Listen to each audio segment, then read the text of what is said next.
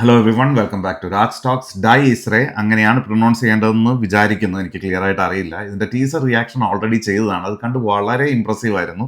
So ടീസറിൽ തന്ന പ്രതീക്ഷ വളരെ ഹൈ ആണ്. ട്രെയിലർ കാണുമ്പോഴും അതിൽ നിന്ന് ഒട്ടും താഴോട്ട് പോയിട്ടില്ല. പക്ഷേ ഓൾറെഡി കണ്ട സംഭവങ്ങളുടെയൊക്കെ ഒരു എക്സ്റ്റൻഷൻ പോലെയാണ് ട്രെയിലർ കണ്ടത്. പിന്നെ ഒന്നും തന്നെ മനസ്സിലായില്ല. ബട്ട് എനിവേസ്, എന്തായാലും നമുക്ക് ഒന്നുകൂടെ കണ്ടു നോക്കാം.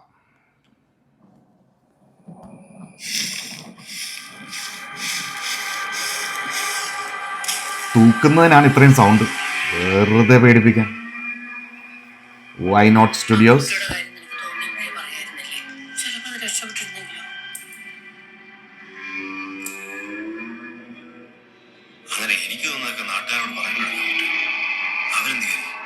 എന്തെങ്കിലും വിചാരിക്കട്ടെ, ഹൂ കെയർസ്.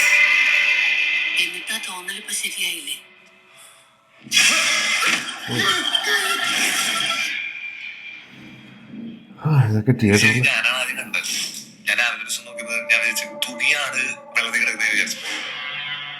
ഈ പയ്യൻ ഈ പോസ്റ്ററൊക്കെ ഡിസൈൻ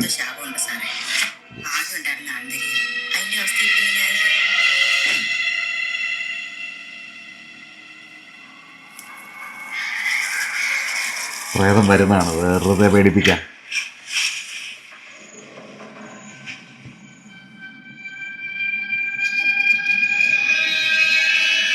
അത് സ്ക്വിഡ് ഗെയിംസിലെ സിമ്പിൾ അല്ലേ ആ കണ്ട?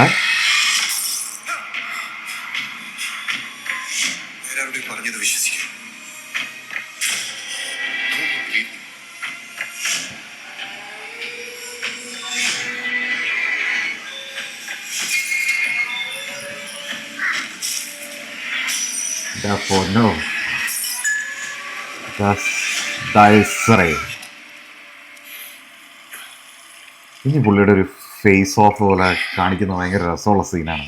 ഭയങ്കര ഇഷ്ടപ്പെട്ടു പുള്ളി.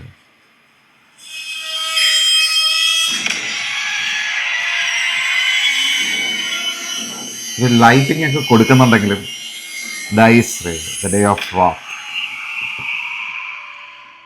അല്ലേ, ആ ലൈറ്റിംഗ് കൊടുക്കുമ്പോൾ പുള്ളിയുടെ മുഖത്തിലെ ആ ചേഞ്ച് ഭയങ്കര രസമുണ്ട്. പുള്ളി, എനിക്ക് തോന്നുന്നു പുള്ളിയുടെ കരിയറിലെ ഒരു ബെസ്റ്റ് പെർഫോമൻസ് ആയിരിക്കും എന്തായാലും വരാൻ പോകുന്നതെന്നൊരു പ്രതീക്ഷയുണ്ട്. പുള്ളി വിനീത് ശ്രീനിവാസൻ്റെ ഒരു ഇൻ്റർവ്യൂ മുമ്പ് കാണുമ്പോൾ അതിൽ പറയുന്നുണ്ട്, വിനീത് ശ്രീനിവാസനോട് പ്രണവ് പറയുന്നുണ്ട് അത്ര നെഗറ്റീവ് റോൾസ് ചെയ്യാൻ ഭയങ്കര ആഗ്രഹമുണ്ട്, അപ്പോൾ അങ്ങനെ എന്തെങ്കിലും ഒരു ക്യാരക്ടർ ഉണ്ടെങ്കിൽ കാത്തിരിക്കുകയാണെന്നാണ്. പക്ഷെ അത് കറക്റ്റ് ആയിരുന്നെന്ന് തോന്നുന്നു. അതുപോലെ പുള്ളിക്ക് ഇത് നന്നായിട്ട് പുൾ ഓഫ് ചെയ്യാൻ പറ്റട്ടെ. പുള്ളിയുടെ കരിയറിലെ ഒരു നല്ല പെർഫോമൻസ് ആയി മാറാനുള്ള എല്ലാ ചാൻസും ഉണ്ട്. ഇതുവരെ ഉള്ളതിലൊന്നും വലിയ പെർഫോമറാണ് അല്ലെങ്കിലും കുറച്ച് പടങ്ങളല്ലേ ആയിട്ടുള്ളൂ. ഇനി ഇമ്പ്രൂവ് ചെയ്യാൻ ഒരുപാട് ടൈമുണ്ട്. നല്ലതായിട്ട് വരട്ടെ. എനിക്കിതിൽ നല്ല പ്രതീക്ഷയുണ്ട്. പ്ലസ് രാഹുൽ സദാശിവൻ ആക്ടേഴ്സിനെ എത്രയും കിടിലമായിട്ട് യൂസ് ചെയ്യുക, കുറച്ച് ആൾക്കാരെ വെച്ച് സിനിമ എടുക്കുക. പുള്ളിയുടെ എല്ലാ സിനിമകളും നോക്കിക്കഴിഞ്ഞാൽ ഏതാണ്ട് അങ്ങനെ ഒരു പാറ്റേണിലാണ് പുള്ളി കൊണ്ടുപോകുന്നത്. അപ്പം പിന്നെ വൈ നോട്ട് പ്രൊഡക്ഷൻസ്, എനിക്ക് തോന്നുന്നു ബ്രഹ്മയുഗം അത്രയും വലിയൊരു ഹിറ്റായ സ്ഥിതിക്ക് ഇവർക്കൊരു പ്രൊഡക്ഷൻ ക്വാളിറ്റിയിലൊന്നും ഒരു കോംപ്രമൈസും ഒരു വിശ്വാസത്തിൻ്റെ പ്രശ്നങ്ങളോ ഒന്നും തന്നെ വന്ന് കാണില്ല. അപ്പം എനിക്ക് കണ്ടിട്ടൊരു വലിയ ബഡ്ജറ്റ് ഫിലിമായിട്ട് എനിക്ക് തോന്നുന്നില്ല. അങ്ങനെ എനിക്ക് കണ്ടിട്ട് അങ്ങനെ തോന്നുന്നില്ല. പക്ഷെ എനിക്ക് രാഹുൽ സദാശിവൻ എന്നുള്ള പേര് തന്നെയാണ് ഫസ്റ്റ്. പക്ഷെ അതിലൊക്കെ ഉപരി പ്രണവ് പൊളിക്കും എന്നൊരു വേറൊരു ലെവലിൽ പുള്ളി വന്ന് നിൽക്കും. പുള്ളിയുടെ പ്രത്യേകിച്ചും പുള്ളിയെ ഗ്രൂം ചെയ്തെടുത്തിരിക്കുന്ന രീതിയൊക്കെ നല്ല രസമുണ്ട്. അതായത് മറ്റേ താടിയും മുടിയുടെ ആ കട്ടും കാര്യങ്ങളും എല്ലാം മൊത്തത്തിൽ കൊള്ളാം. ഒരു ഫാമിലിക്ക് എന്താ പറയുക, പ്രണവിൻ്റെ ഫാമിലിയിൽ അല്ലെങ്കിൽ പ്രണവിന് നടക്കാൻ പോകുന്ന കാര്യങ്ങൾ ഓൾറെഡി മുൻകൂട്ടി അറിയാവുന്നത് പോലെ, അല്ലെങ്കിൽ ഒരാൾക്കൊരു ഇതാണ് നടക്കാൻ പോകുന്നതെന്ന് അറിയുന്നത് പോലെ പുള്ളി ഇങ്ങനെ ഒബ്സർവ് ചെയ്യുന്നുണ്ട് പ്രണവിനെ ദൂരത്ത് നിന്ന്, അല്ലെങ്കിൽ ആ ഫാമിലിയിൽ അറിയാൻ പറ്റുന്ന ഇതൊക്കെ എനിക്ക് തോന്നുന്നുള്ളൂ. എന്തായാലും പണ്ടാരം ഫസ്റ്റ് ഇത് കണ്ട് പേടിച്ചൊരു വഴിയാകും എന്നുള്ളതിൽ യാതൊരു ഇതുമില്ല. എനിക്ക് പൊതുവെ ഭയങ്കര പേടിയാണ്. ഞാൻ ഇങ്ങനത്തെ പ്രേതപടങ്ങൾ അങ്ങനെ കാണാറില്ല.